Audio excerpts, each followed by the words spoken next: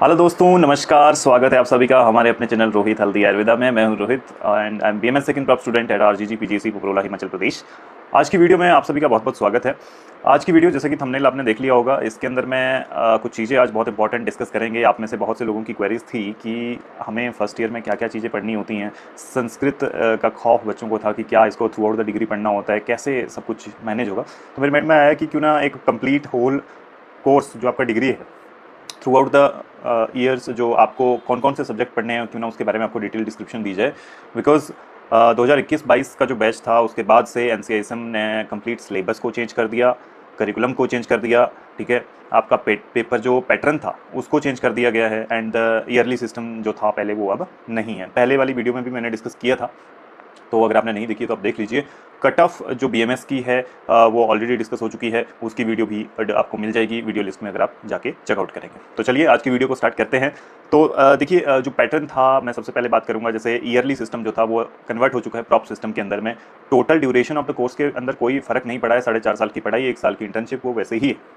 All over the India जितने भी BMS के कॉलेजेस हैं वहाँ पे प्रोफेशनल सिस्टम को स्टार्ट किया गया है 2021 से।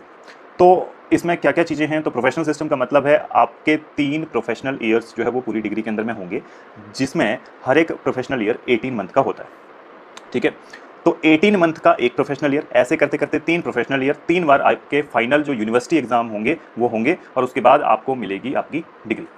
ठीक है, तो एक प्रोफेशनल ईयर पूरा का पूरा 18 महीने का जो ड्यूरेशन है उसके अंदर में आपको कौन कौन से सब्जेक्ट पढ़ने हैं, सेकंड में कौन से सब्जेक्ट पढ़ने हैं और फाइनल में कौन से सब्जेक्ट पढ़ने हैं, ये आपको बताएंगे। ठीक है, साथ में थोड़ा सा मैं आपको पेपर पैटर्न के बारे में बता दूं। पहले जितना था वो थ्योरेटिकल क्वेश्चंस थे, मतलब सिर्फ आपको ऐसे क्वेश्चंस पूछे जाते थे, यानी कि 15-15 मार्क्स, 25-25 मार्क्स, इस 20-20 नंबर के क्वेश्चंस जो है वो आपको अटेम्प्ट करने होते थे। बट इस बार अब से जो पैटर्न जो चेंज हो चुका है उसमें आपको पहले तो एमसीक्यूज आपको ऐड कर दिए गए हैं, सो दैट कि आप साथ के साथ कंपटीशन के लिए प्रिपेयर हो। आगे आपको एमडी के लिए एग्जाम क्वालिफाई करना होगा, तो आपको साथ के साथ एमसीक्यू प्रैक्टिस आपकी कंटिन्यू रहती है।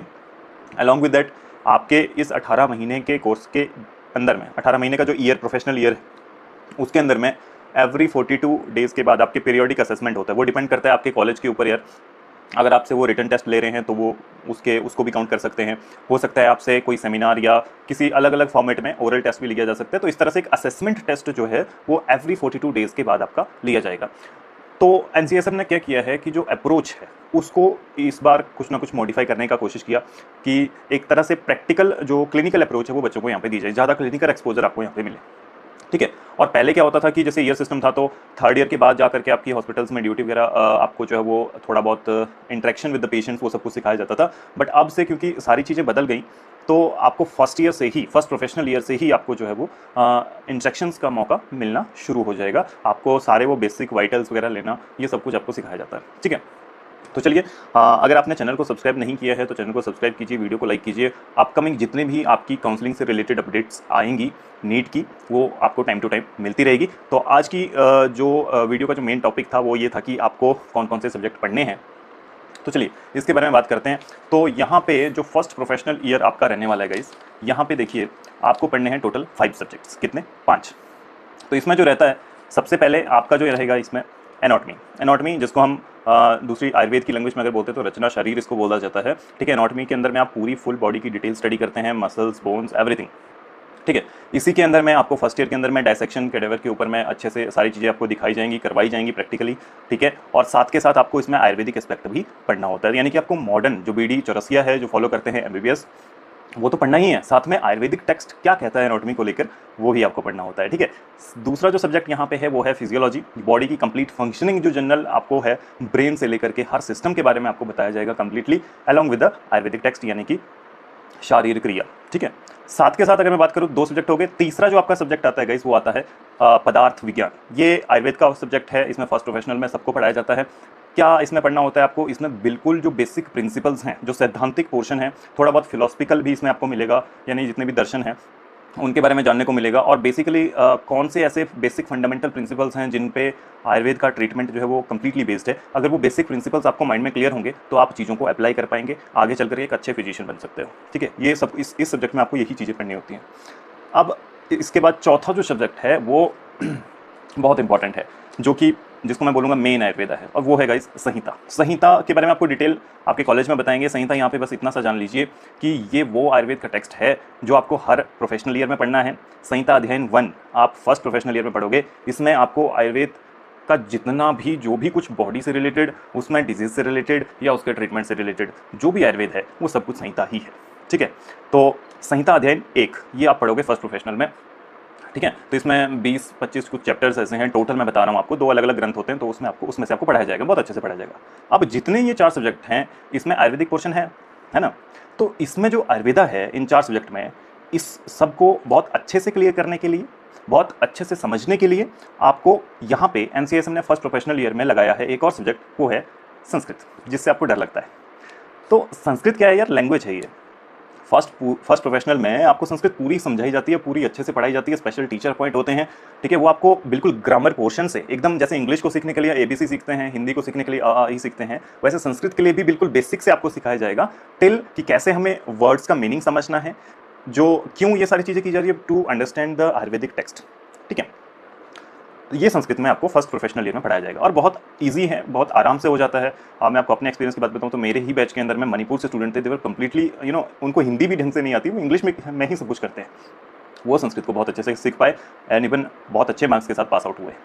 साथ के साथ इसी संस्कृत के अंदर में आपको ऐड की कर दी गई है history of Ayurveda. History of Ayurveda में आपको डिटेल बस इतना सा जानना है कि किस तरह से, क्या इसके पीछे कॉन्सेप्ट है कि कैसे जो आयुर्वेद है ये इतना पुराना है, ठीक है, कैसे ये इस धरती पे आया, कैसे इसकी ग्रोथ हुई, क्या क्या चीज़ें जो हिस्ट्री है वो कंप्लीट आपको इसमें बताई जाएगी। और NCSM तक का सफ़र आपको पूरा पिछला इसमें बताया जाता है। इसमें डेट्स वगैरह आपको थोड़ा बहुत देखना होता है, तो आई गेस ये आपका 20 मार्क्स का यहाँ से रहता है, ठीक है। तो that was all about the first professional year. तो पहला प्रोफेशनल ईयर तुम्हारा 1700 मार्क्स का होता है कम्प्लीटली, ठीक है। तो ये आपको इसमें पढ़ने हैं पूरे 5 सब्जेक्ट। अब इतना ही नहीं है, ये तो तुम्हें करना ही करना है। इसके साथ साथ NCSM ने ऑनलाइन आपको, जैसे आप घर पे हो तो कुछ इलेक्टिव सब्जेक्ट्स आपके लिए रखे, जिसमें आपको चूज़ करना होता है। जैसे बेसिक्स ऑफ फार्माकोलॉजी उसमें एक सब्जेक्ट था, एपिडेमियोलॉजी था, कार्डियोलॉजी था। इस तरह के अपनी चॉइस से आपको कोई भी 3 सब्जेक्ट चूज़ करने हैं, आपको उनको स्टडी करना है। वहाँ पे कुछ आपके मार्क्स टेस्ट होते हैं ऑनलाइन, उसमें आपको टिक आउट करना है और आपके उसके बाद सर्टिफिकेट बनता है। 20 मार्क्स आई गेस वहाँ से मिलते हैं और वो आपको जुड़ते हैं आगे, ठीक है। कॉलेज में उसका उनको पास आउट करना कंपलसरी है, वो आपको कॉलेज में बताया जाता है, ठीक है। तो फर्स्ट प्रोफेशनल आई गेस की क्लियर है आपको, ठीक है। अब चलते हैं सेकंड प्रोफेशन। सेकंड प्रोफेशन के अंदर में आपको जो है यहाँ पे 6 सब्जेक्ट पढ़ने हैं। पहले में 5 थे, अभी 6 हुए। तो इसमें क्या क्या चीज़ें पढ़ेंगे, तो देखिए सबसे पहले यहाँ पे जो है वो है पैथोलॉजी, यानी कि अगर मैं आयुर्वेद में कहूँ तो इसको कहते हैं रोग निदान। पैथोलॉजी आपको क्या समझाता है, बताता है कि कोई भी डिजीज़ अगर हो रही है तो उसकी पूरी एक हम कहें कि पूरी चेन हमें समझनी है कि कैसे हुई, सबसे पहले इसको क्या हुआ, फिर क्या हुआ, फिर क्या हुआ, वो सारा का सारा जो है वो पैथोलॉजी है, यानी कि रोग निदान है, जिसमें आपको कंप्लीट रीजन क्या है बीमारी का और वो कैसे कैसे कैसे कैसे ग्रो कर रही है बॉडी के अंदर में, वो सब कुछ आपको बताया जाता है, ठीक है। सेकेंडली यहाँ पे आती है आपकी अगध तंत्र, जो सब्जेक्ट है, इसमें आपको टॉक्सिकोलॉजी के बारे में बताया जाता है कि कितनी तरह के पॉइजनस प्लांट हैं, एनिमल्स हैं, ठीक है। फॉरेंसिक साइंस के बारे में आपको यहाँ पे समझाया जाता है कि जैसे कोई डेड बॉडीज़ के केसेस होते हैं, मेडिको लीगल एस्पेक्ट के बारे में समझाया जाता है कि what is the duty of the doctor, कि ऐसे टाइम पे क्या करना चाहिए जब ऐसे इमरजेंसी केसेस आपके सामने आते हैं। तो वो सब कुछ पोस्टमार्टम तक सब कुछ इसी के अंदर में आता है। फिर ये 2 सब्जेक्ट हो गए, पैथोलॉजी एंड टॉक्सिकोलॉजी। अगला जो है वो है आपका रसशास्त्र एंड वैशज्य कल्पना, ये एक ही सब्जेक्ट है।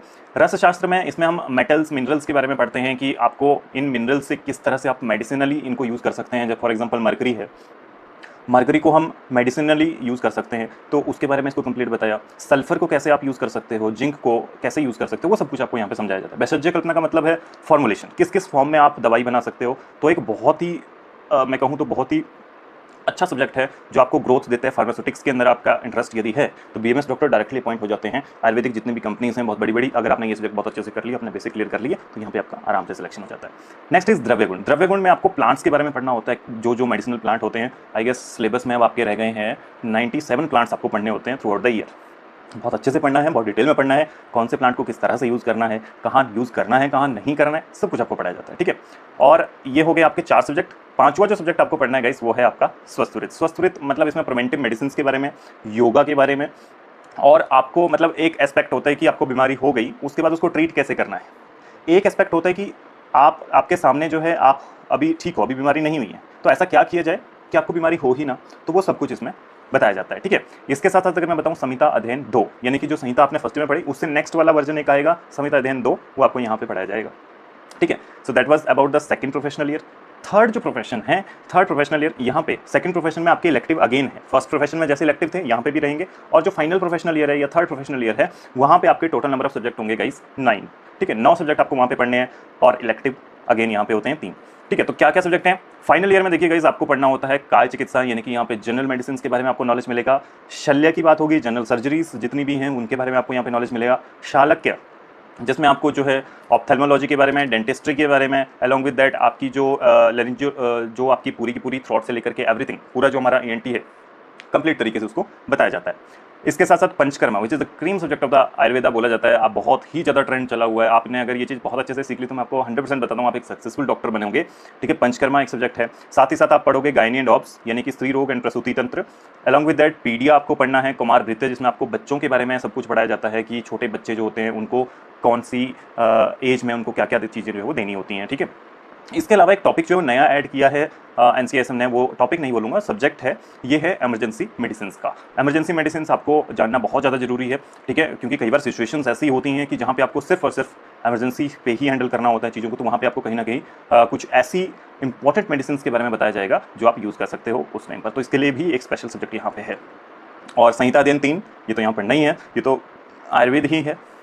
और लास्ट सब्जेक्ट जो आपको पढ़ना है वो है रिसर्च मेथोडोलॉजी। इसमें आपको रिसर्च के अलग अलग तरीके बताए जाएंगे, बिकॉज यार आयुर्वेद की अगर मैं बात करूं तो आयुर्वेद के अंदर में ना बहुत बड़ी लेवल पे काम चल रहा है। किस चीज़ पे काम चल रहा है? आयुर्वेद के जो टेक्स्ट हैं उस पर बहुत सारी रिसर्च हो रही है, बहुत सारी रिसर्चेस हो चुकी हैं। आप वेबसाइट विजिट कर सकते हो। ठीक है, यदि आप AACCC की वेबसाइट पे जाओगे तो वहाँ पे आपको अलग अलग बॉडीज़ की रिसर्च वो मिलते हैं। तो CCRS की अगर मैं बात करूँ, जो ड्रग्स पे रिसर्च करती है, आयुर्वेदिक ड्रग्स को जो साइंटिफिकली प्रूव करने का काम इनका है। इन्होंने बहुत सारी ड्रग्स बनाई भी हैं, और साथ के साथ इतना ज़्यादा रिसर्च वर्क चल रहा है कि जो चीज़ हम नई चीज़ जो है वो इन्वेंट नहीं करते, जो हमारे टेक्स्ट में लिखा हुआ है उसको हमें सिर्फ वैलिडेट करना है। हमने उस पर एक डॉक्यूमेंट प्रूव करना है कि अच्छा ऐसा लिखा है तो ऐसा हुआ है, ये इसका प्रूफ है। इस तरीके से काम चला हुआ है, तो एकदम एविडेंस बेस्ड जो है वो काम सारा कुछ चला हुआ है, बहुत अच्छे से काम हो रहा है, एंड डेफिनेटली जो रिजल्ट्स हैं वो बहुत अच्छे आ रहे हैं। तो ये कंप्लीट जो है आपका प्रोसीजर, मैंने आपको पूरे पूरे सब्जेक्ट्स के बारे में बताया। तो यार एक डाउट बच्चों के माइंड में रहता है कि संस्कृत क्या हमें पूरी डिग्री में पढ़नी है? तो देखो, सब्जेक्ट जो लैंग्वेज संस्कृत है वो तुम्हें फर्स्ट प्रोफेशनल ईयर में ही पढ़ना है। उसके बाद जब तुम समझने लग जाओगे अच्छा ये संस्कृत में ये वर्ड्स लिखा हुआ है तो इसका मतलब समझ में आ रहा है, फर्स्ट प्रोफेशन पास करने के बाद इतना हो जाता है। फिर सेकंड प्रोफेशन में you just have to read the text, जो संहिता अध्ययन में बोल रहा हूँ वो संस्कृत में लिखा हुआ है, और बाकी बुक्स जो है आपको हिंदी मीडियम में मिल जाएंगी, आपको इंग्लिश मीडियम में मिल जाएंगी। आप जिस मीडियम में स्टडी करना चाहते हैं, मेनली हिंदी इंग्लिश दोनों में मिल जाती हैं, आप लिख सकते हैं। You are free to write your answer in any medium, Hindi English Sanskrit तीनों। ठीक है, ऐसी कोई समस्या नहीं होती, तो आप बड़े आराम से कर सकते हो। ठीक है, बहुत अच्छे से कर सकते हो, बस एक अंदर होना चाहिए कि एक आपको अपने ऊपर फेथ होना चाहिए कि मैं कर जाऊंगा, और दूसरा आपको अपने टेक्स्ट को बहुत अच्छे से पढ़ना है ताकि आपके डाउट क्लियर हों, और आप जितनी मेहनत करोगे आपको उतना ज़्यादा आउटपुट जो वो मिलने वाली है। ठीक है, मुझे लगता नहीं इसके अलावा कोई डाउट अब रहता होगा यहाँ पे। अगर फिर भी कोई आपको लगता है तो आप कमेंट सेक्शन में अपना डाउट बताइए, आपको जरूर उसका रिप्लाई मिलेगा। ठीक है, तो thank you so much. Video थोड़ी लंबी हो गई यार, तो इसके लिए क्षमा। ठीक है, take care, all the very best.